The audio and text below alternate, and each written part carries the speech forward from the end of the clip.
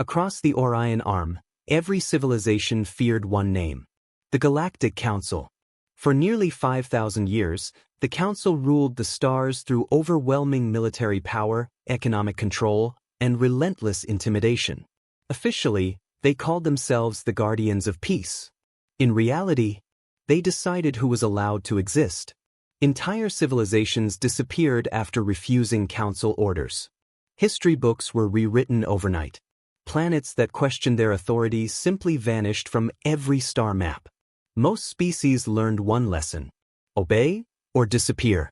Humanity knew this truth better than anyone. When Earth first entered the galactic stage nearly 80 years earlier, humans were considered primitive. Their ships were slower. Their technology lagged behind. Their colonies were few. But humans possessed something the Council had never encountered: loyalty. Instead of conquering weaker civilizations, Earth built friendships. One by one, smaller species that had suffered beneath Council rule found an unexpected ally in humanity. The peaceful Ellerans shared medical breakthroughs. The industrious Carthans helped build human shipyards. The aquatic Nerii developed revolutionary fusion cooling systems. The tiny but brilliant Voss engineered quantum processors decades ahead of Council technology.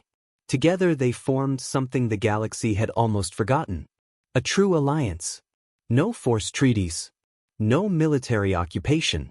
No hidden agendas. Only trust. The Council watched this growing friendship with increasing concern. Because united civilizations were difficult to control. Inside the enormous Council citadel, suspended above the capital world of Asterion Prime, the 12 High Councilors gathered in absolute secrecy. The chamber overlooked thousands of orbiting warships. Council Supreme Chancellor Vorik stood before the assembly. The human alliance grows stronger every cycle. An elderly counselor spoke carefully. They have violated no laws. Vorik smiled coldly. They have violated our balance. Another counselor hesitated. If we attack humanity directly, the galaxy may unite against us. Vorik shook his head. We won't attack humanity. Silence filled the chamber. We eliminate their allies. Several counselors exchanged nervous glances. Without allies, humanity would stand alone, and isolated civilizations were easy to destroy. The vote lasted only 17 seconds. 12 green lights illuminated the room. The sentence had been passed. Entire civilizations? Condemned. Far away, on the peaceful world of Ellera, children played beneath floating crystal forests while traders welcomed arriving human cargo ships. No one noticed the strange energy readings emerging beyond the outer moon. The hundreds of hyperspace portals opened simultaneously. Council battle fleets. Thousands of warships. The sky turned black. No warning. No negotiations. No declaration of war. Only destruction. Orbital defense stations disappeared in blinding flashes. Cities burned within minutes. Emergency broadcasts filled every frequency. This is Governor Celine. We are under Council attack. Repeat. Static. A hospital exploded. Civilian transports were vaporized while attempting evacuation. Families fled underground as orbital bombardments shattered continents. The Council spared no one. Within 6 hours, Ellera no longer existed as a functioning civilization. The surviving refugees drifted through space aboard damaged evacuation ships. Their final distress signal traveled across the stars. Toward Earth. Inside Earth's United Fleet Command, every communications officer froze. Admiral Ethan Hayes stared silently at the incoming transmission. The recording was barely understandable. Screams. Explosions. Then a young Eliran girl appeared on screen. Tears streamed down her blue face. If any humans receive this.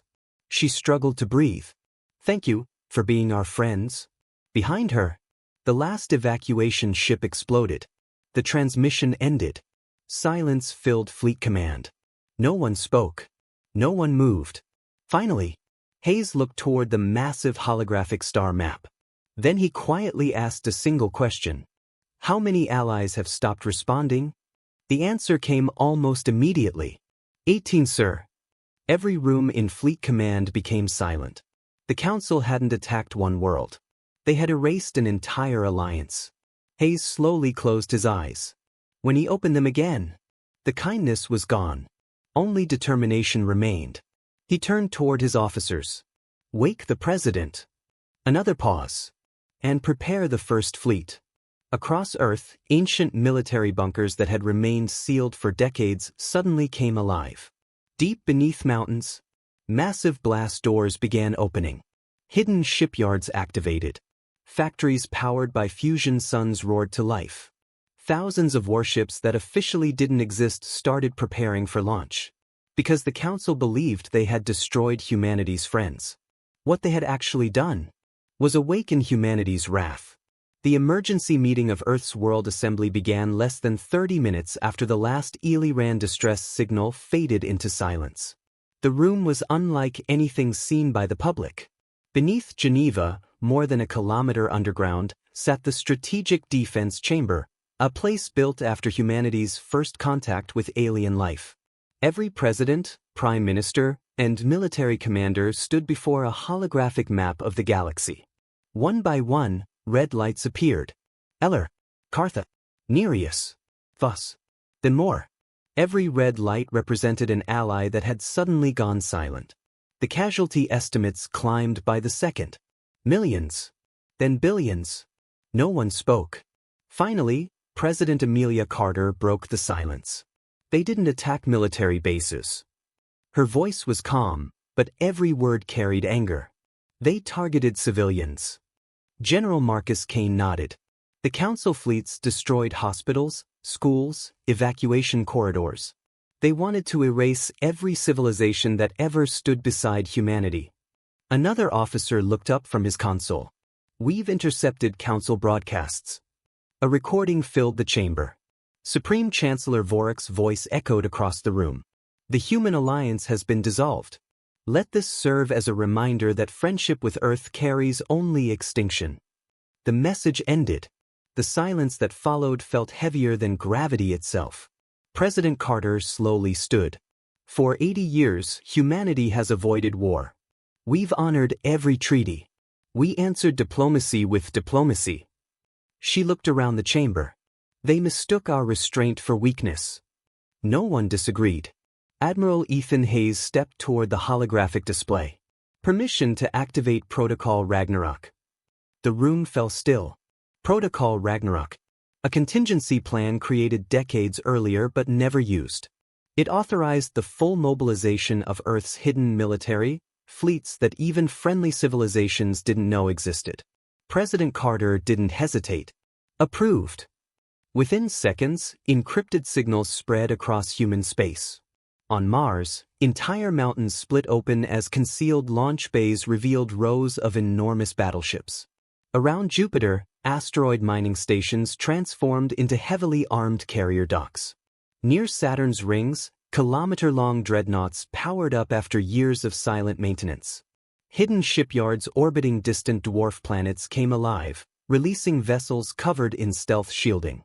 Across the solar system, alarms echoed through installations that had slept for decades. Humanity wasn't preparing for a battle. Humanity was preparing for a war that would decide the future of the galaxy. Meanwhile, on Asterion Prime, the Council celebrated. Inside the Grand Hall, Council leaders watched victory reports arrive from every sector. 17 allied civilizations eliminated. 5 surrendering. Human trade routes collapsing. Chancellor Vorok smiled. As predicted. A younger counselor looked uncertain. Should we monitor humanity's response? Vorok laughed. They've lost their allies. Their economy depends on those trade networks. They'll issue protests, perhaps sanctions. Another counselor added confidently, they don't possess enough military strength for retaliation. The room filled with satisfied laughter. None of them knew that thousands of classified human warships had already begun leaving hidden docks. None of them knew that Earth had spent decades preparing for exactly this scenario. 3 days later, Council Border Station Sigma-9 detected something unusual. Unidentified hyperspace signatures. The operator frowned. How many? The sensor officer hesitated. Not sure. What do you mean? The scanners can't count them. The command center grew quiet. Moments later, the impossible became visible. Space itself rippled. Then another ripple. Then hundreds more. One after another, massive hyperspace portals opened across the system.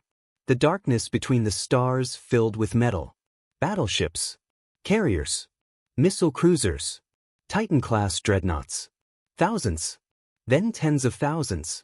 Each vessel carried the blue and white insignia of Earth.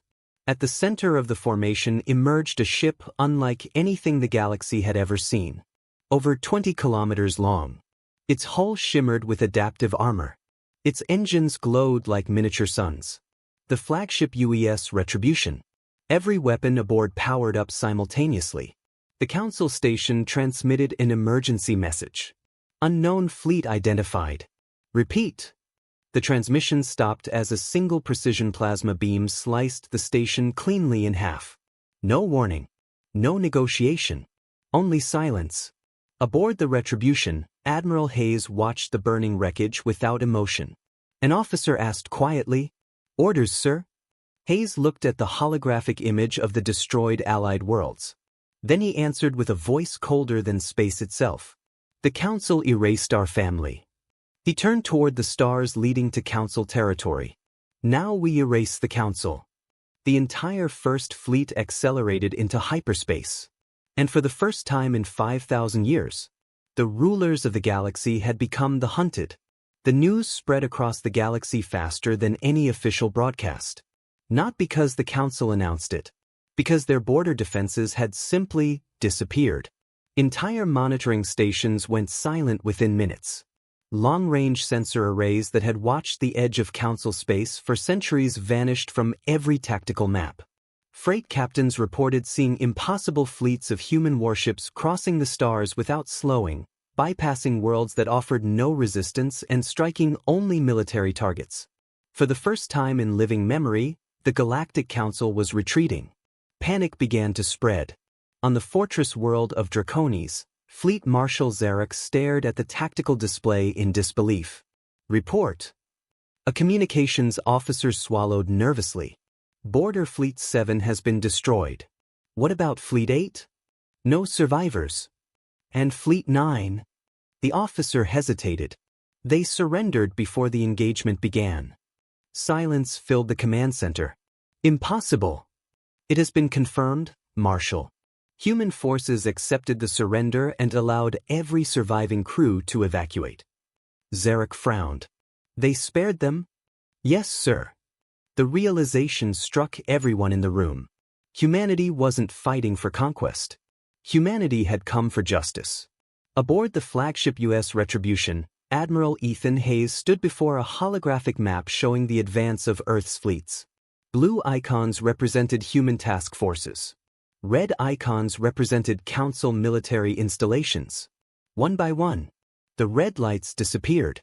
"Report." Commander Sofia Ramirez stepped forward.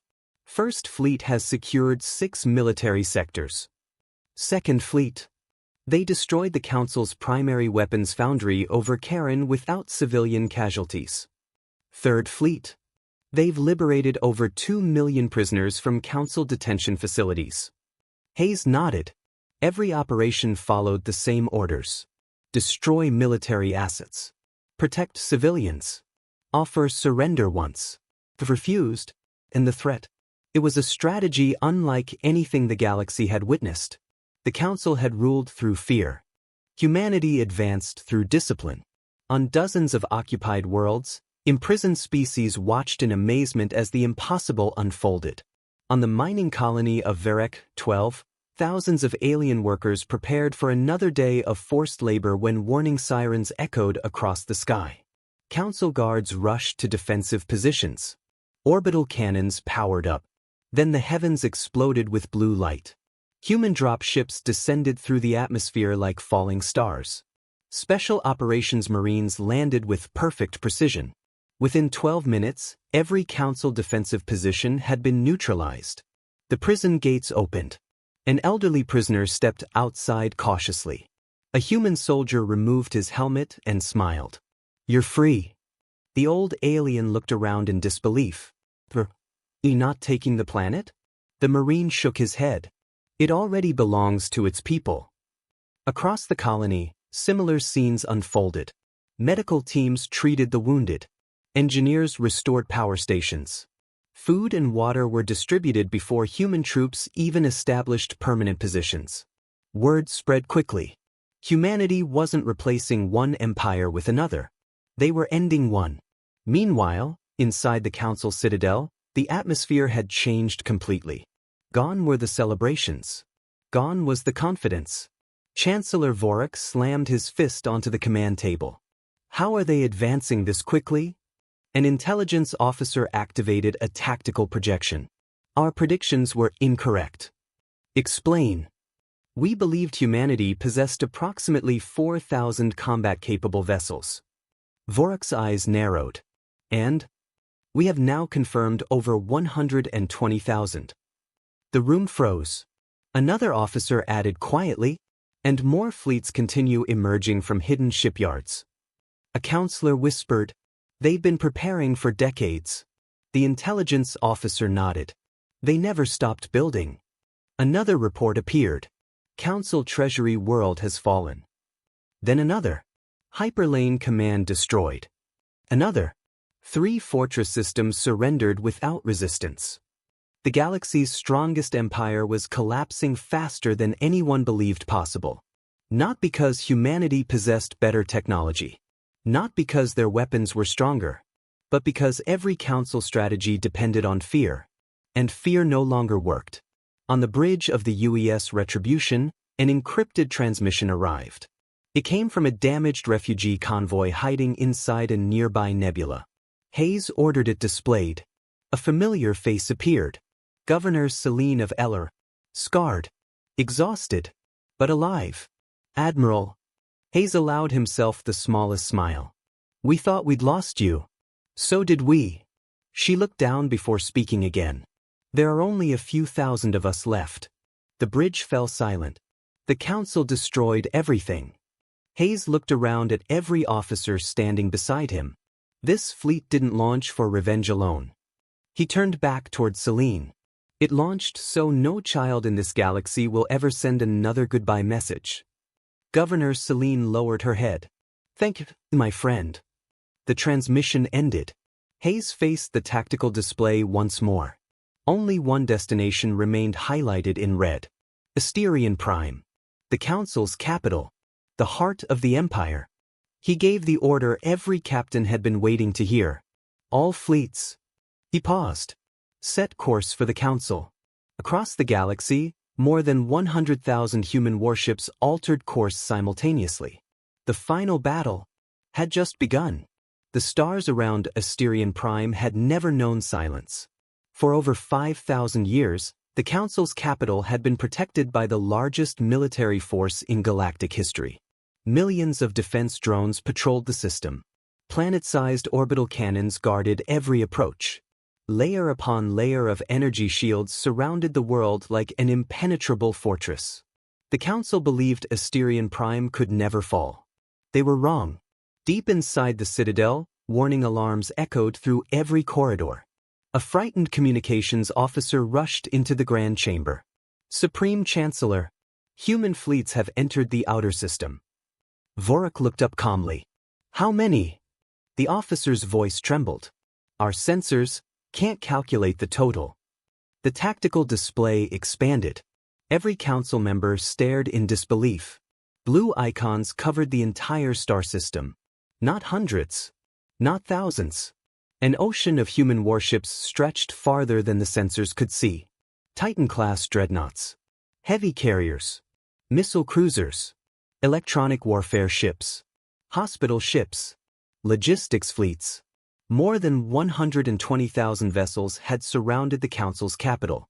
One counselor whispered, "This is impossible." Another answered quietly, "No, this is humanity." Aboard the flagship UES Retribution, Admiral Ethan Hayes stood before the fleet-wide communications network. Millions of human sailors, pilots, and Marines listened. So many innocent worlds burned because of the Council. Images of Eller, Cartha, Nereus, and Voss appeared on every screen. We are not here to destroy a civilization. He paused. We are here to end tyranny.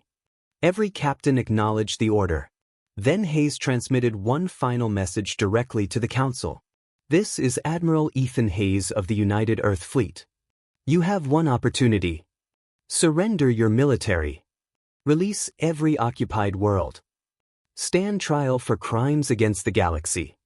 Refuse. And the Council ends today. The transmission reached the Grand Chamber. Vorik laughed. You think humans can threaten us? He slammed his hand onto the command console. Activate the Omega defense grid. Immediately, thousands of orbital cannons opened fire. The darkness of space erupted into brilliant beams of plasma and antimatter. Entire sections of space vanished beneath the bombardment. For a brief moment, it looked unstoppable. Then Earth's electronic warfare fleet activated. Powerful quantum jamming systems blinded Council targeting computers. Missiles lost their locks. Defense satellites shut down. Orbital command networks collapsed within seconds. Before the Council could recover, human railgun batteries fired.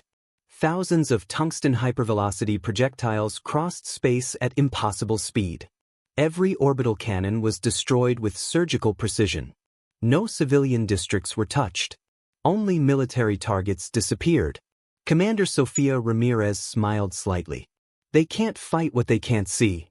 Realizing the orbital defenses had failed, the Council launched its reserve fleet.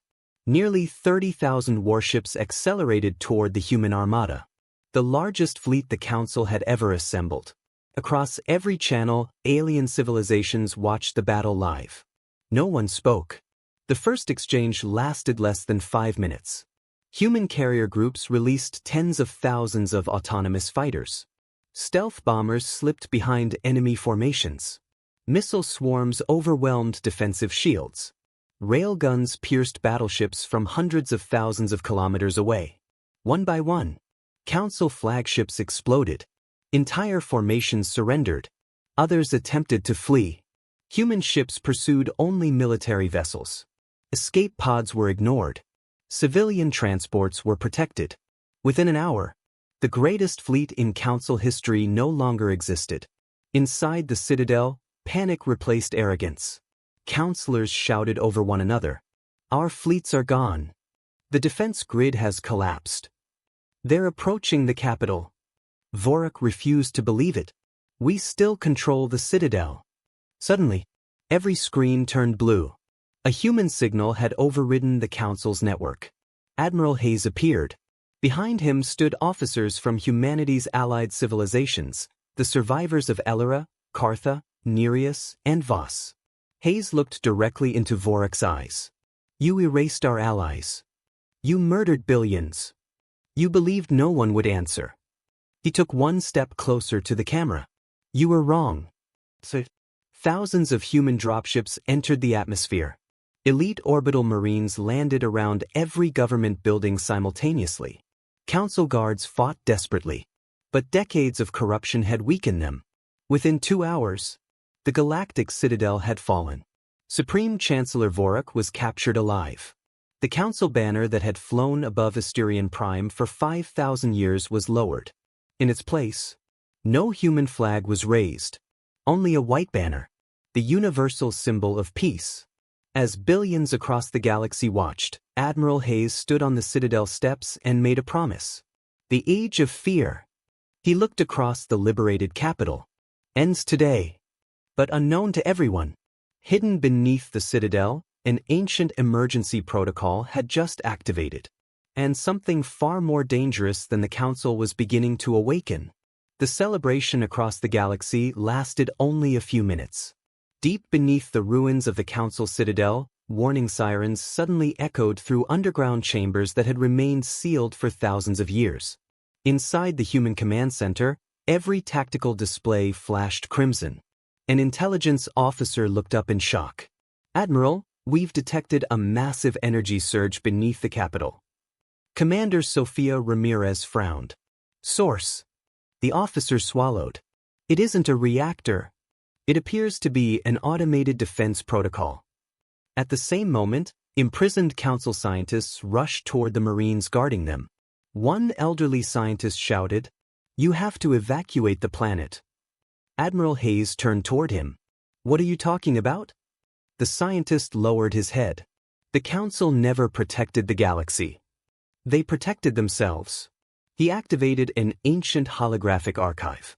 A gigantic machine appeared beneath Asterion Prime. The founders built this weapon 5,000 years ago. If the council ever fell, the Citadel would self-destruct, and the explosion would trigger a chain reaction through the entire hyperspace network.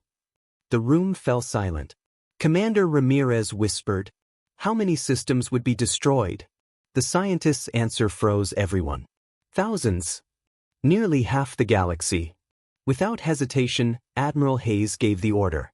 "All combat operations are suspended." Every officer looked surprised. "The enemy has surrendered, sir." Hayes nodded. "And now we save them." Across the fleet, thousands of human ships instantly changed missions. Carriers launched evacuation shuttles instead of fighters. Medical ships descended into cities. Engineering vessels raced toward the planet's core. Former council civilians stared in disbelief as the very people they had feared began rescuing them. One frightened child asked a human Marine, "I thought you came here for revenge." The Marine smiled gently. "We came to stop monsters, not become them." Deep underground, Earth's best engineers worked alongside captured council scientists. The countdown had already begun. 30 minutes. The ancient reactor was unlike anything humanity had encountered. Its core was powered by unstable quantum singularities. Destroying it would only accelerate the explosion. Shutting it down manually meant entering the reactor itself. A mission almost certain to be fatal. Silence filled the chamber. Then Chief Engineer Daniel Brooks stepped forward. "I'll go." Ramirez looked at him. "You know you won't make it back." Brooks smiled. "I know." He looked toward the holographic image of Elora. "I've seen enough worlds die. I'm not watching another one." Without another word, he entered the maintenance tunnel. The temperature inside the reactor climbed rapidly. Energy storms tore through the chamber. Brooks crawled across collapsing platforms while alarms screamed around him. His suit began failing. His oxygen dropped. 20%. 15. 10. Finally, he reached the central control pillar. Using a manual override designed thousands of years earlier, he disconnected the singularity stabilizers one by one. The reactor shook violently. Outside, every human ship prepared for the worst. The countdown stopped. The reactor powered down. The energy surge vanished. Asterion Prime was saved. But Brooks never emerged. His final transmission echoed across every human vessel. "Tell them." He smiled despite the pain. Humanity kept its promise. The signal ended. Weeks later, representatives from hundreds of liberated civilizations gathered on Asterion Prime. For the first time in galactic history, no empire sat upon the central throne. The throne itself had been melted down. Its metal was reforged into a simple monument. On it were engraved words visible in every known language. "Power without justice becomes tyranny." President Amelia Carter addressed the assembly. "We did not come to rule the galaxy. We came because our friends called for help." She looked toward the survivors of Elora, Cartha, Nereus, Voss, and dozens of other worlds. The Council believed destroying our allies would leave humanity alone. She smiled. They forgot something. Friends are never truly gone. One by one, leaders from every surviving civilization stood beside Earth's delegation. Not as subjects, not as conquered nations, but as equals. A new organization was founded that day, the Galactic Alliance of Free Worlds. Every member had an equal vote. No civilization could dominate another. No species could erase another's history. The age of empires was over. Years later, young cadets visiting the restored citadel often stopped before a bronze statue. It wasn't of a president or an admiral. It was of an ordinary engineer holding a repair tool. Below it was another inscription. Heroes are not remembered because they sought war. They are remembered because they chose to save others when they had every reason not to. And throughout the galaxy, one lesson was never forgotten. The Council erased humanity's allies. Humanity erased the Council. But in the end, humanity chose to build a future instead of ruling the ashes.